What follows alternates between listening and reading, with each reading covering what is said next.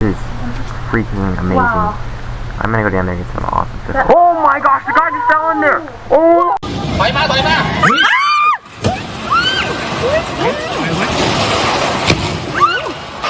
May mga lungsod na sa isang iglap lang, parang nilamon ng lupa. Isang busy na intersection sa Japan, biglang naglaho bago mag-umaga. Sa Amerika naman, milyon-milyong dolyar na sports cars ang nilamon ng lupa habang sarado ang isang museum. Ang mas nakakatakot, marami sa mga sinkhole na ito ay matagal nang nabubuo sa ilalim ng lupa nang walang kahit anong warning. Sa video na ito, titingnan natin ang ilan sa pinakamalalaking sinkhole sa mundo na literal na lumamon ng mga kalsada, gusali at buong bahagi ng mga lungsod.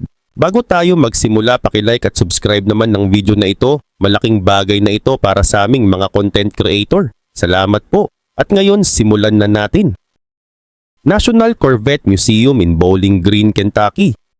Madaling araw ng February 12, 2014, tahimik ang loob ng National Corvette Museum sa Bowling Green. Nakadisplay doon ang ilan sa pinakamahalagang Corvette sa kasaysayan ng Amerika. Mga limited edition, prototype at historical models na sobrang bihira na halos imposible ng palitan. Pero habang sarado ang museum, may nangyaring hindi inaasahan. Ayon sa security footage na inilabas mismo ng museum, unti-unting nag-crack ang sahig sa ilalim ng showroom. Sa loob lang ng ilang segundo, bumigay ang concrete floor at bumuka ang isang napakalaking sinkhole. Ayon sa museum officials, mahigit $1 milyong ang kabuuang halaga ng mga sasakyang naapektuhan. Kasama rito ang millionth Corvette ever produced at ilang rare prototype vehicles na halos hindi na mapapalitan. Natuklasan ng investigators na ang lugar pala ay nasa ibabaw ng tinatawag na karst landscape. Ibig sabihin maraming limestone sa ilalim ng lupa na madaling matunaw kapag matagal na naapektuhan ng groundwater. Sa pagdaan ng napakaraming taon, unti-unting nagkaroon ng cavity sa ilalim mismo ng museum hanggang sa hindi nakayanin ng lupa ang bigat sa ibabaw. Pagkatapos ng insidente, may ilang Corvette na ni-restore, pero may ilan ding iniwang wasak bilang bahagi ng exhibit. Hanggang ngayon, isa pa rin ito sa pinaka-pinupuntahang attraction sa museum. Fukuoka, Japan, November 8, 2016. Bandang alas 5 ng umaga sa lungsod ng Fukuoka. Malapit sa Hakata Station, isa sa pinakaabalang transport hubs sa Southern Japan, biglang bumigay ang isang malaking bahagi ng kalsada. Sa loob ng ilang minuto, isang buong intersection na may 5 lane ang nilamon ng napakalaking sinkhole. Ayon sa mga ulat ng Japanese media at international outlets gaya ng Reuters at BBC, noong panahong iyon umabot sa halos 30 metro ang haba ng butas at humigit kumulang 15 metro ang lalim nito. Pumutok ang water pipes at sewage lines, kaya mabilis na napuno ng tubig ang hukay. Nawala rin ang kuryente sa ilang bahagi ng area habang naapektuhan ng gas at communication lines. Makikita sa viral footage na parang may malaking explosion crater sa gitna ng syudad. May ilang gusali sa gilid ng sinkhole na bahagyang gumalaw habang lumulubog ang lupa sa ilalim nila. Dahil dito, nagkaroon ng takot na baka may sumunod pang collapse. Ayon sa city officials, posibleng konektado ang insidente sa subway construction project sa ilalim ng lugar. Habang naguhukay para sa expansion ng underground tunnel system, posibleng humina ang support ng lupa sa ibabaw. Ang mas ikinagulat ng maraming bansa ay kung gaano kabilis inayos ng Japan ang buong area. Halos 24 hours na tuloy-tuloy ang trabaho ng repair crews. Nagbuhos sila ng libu-libong cubic meters ng lupa at concrete habang kasabay na nire-repair ang mga utility lines sa ilalim. Ayon sa official statements ng city government noon, naibalik ang operasyon ng kalsada sa loob lang ng 1 linggo. Yung lugar na parang nilamon ng lupa ay bumalik agad sa normal na parang walang nangyari. Dahil dito, maraming international media ang hindi lang tumutok sa disaster, kundi pati sa bilis ng reconstruction effort ng Japan. Pero ipinakita rin ng insidenteng yon ang isang mahalagang realidad.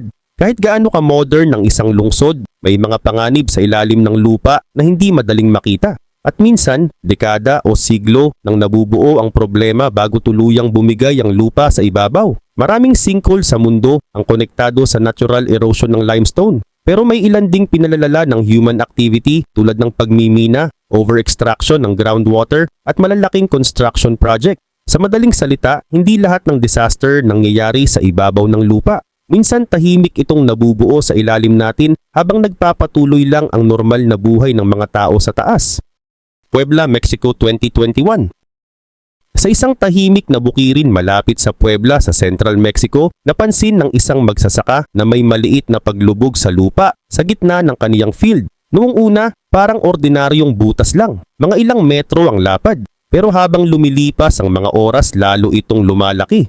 Kinabukasan, mas malalim na. Ayon sa mga ulat ng Reuters at iba pang international media noong panahong iyon, mabilis ang paglawak ng sinkhole sa Santa Maria, Zacatepec area sa Puebla State. Drone footage ang nagpakita kung gaano ito kabilis lumaki habang tuloy-tuloy ang pagguho ng lupa sa gilid. Ang mas nakakabahala, may bahay mismo sa tabi ng sinkhole. Ayon sa Mexican authorities at geologists, posible umanong konektado ang insidente sa over-extraction ng groundwater sa rehiyon. Kapag sobrang dami ng tubig na kinukuha mula sa ilalim ng lupa, bumababa ang water table at maaaring magkaroon ng instability sa sediment at volcanic soil na nasa ilalim ng area. Ganito rin ang isa sa mga problemang matagal nang kinakaharap ng Mexico City, kung saan may ilang bahagi ng lungsod na patuloy na lumulubog taon-taon dahil sa groundwater depletion. Sa Puebla Sinkhole, tuloy-tuloy ang paglawak nito hanggang umabot sa mahigit 100 metro ang lapad bago tuluyang naging stable.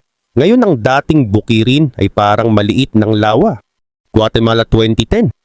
Nang biglang bumukas ang lupa sa isang residential area sa Guatemala City, hindi ito ordinaryong landslide, hindi rin simpleng pagguho ng kalsada. Ang lumitaw ay isang halos perpektong bilog na butas na diretso pababa.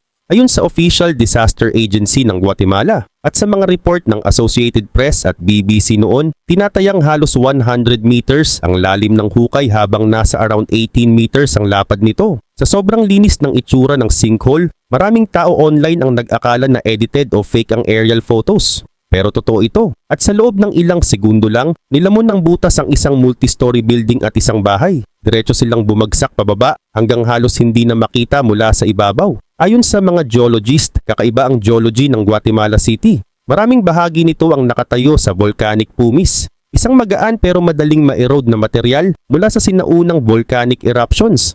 Sa ilalim ng syudad may luma at minsan ay sirang sewer at drainage systems. Kapag tumagas ang tubig mula sa mga pipe, unti-unti nitong kinakain ng volcanic soil sa ilalim hanggang magkaroon ng cavity. At kapag masyado nang malaki ang hollow space sa ilalim, bigla na lang bumibigay ang ibabaw. Pinalala pa umano ito ng matinding ulan mula sa Tropical Storm Agatha na tumama sa Central America ilang araw bago ang collapse. Dahil sa sobrang dami ng ulan, lalo raw humina ang support ng lupa sa ilalim ng syudad.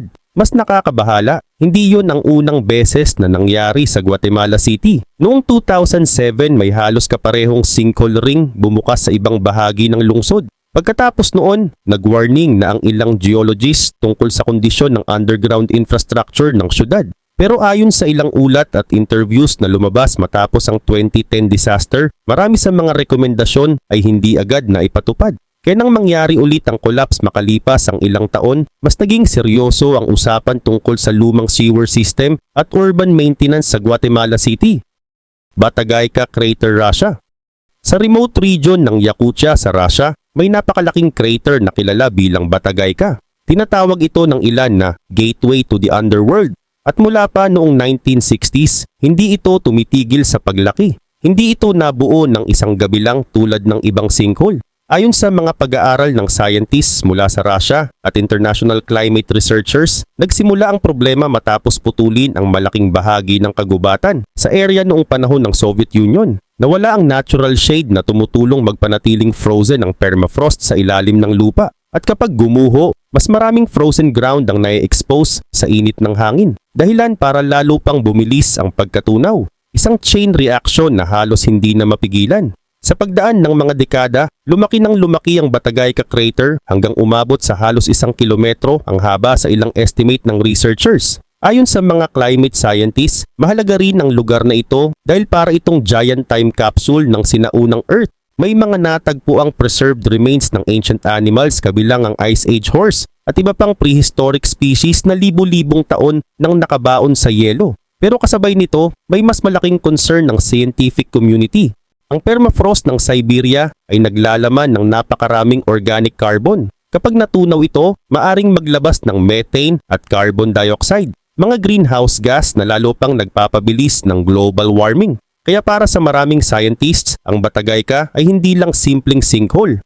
Isa itong visible warning sign ng epekto ng climate change sa Arctic regions. At ayon sa ilang researchers sa Russia, habang patuloy na umiinit ang mundo, posible pang dumami ang mga giant ground collapses na tulad nito sa Siberia. Sa ngayon, walang practical na paraan para pigilan ang paglaki ng crater.